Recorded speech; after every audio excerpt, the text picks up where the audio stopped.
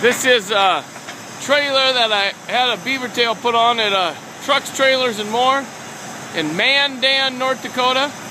You can see the job that they did. No weld here, like high school welding here. You can see the rest of it. It's partially painted.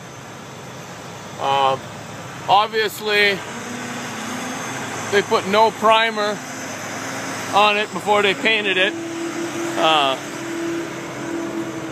This cost grand total of $6,300, and this is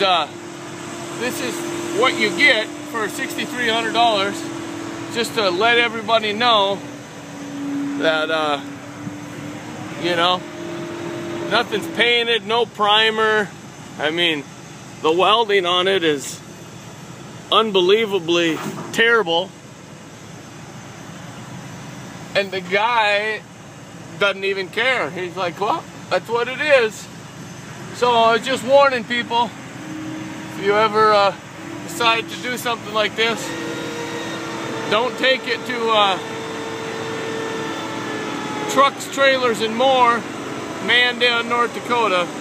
I've never seen anything this unprofessional in my entire life.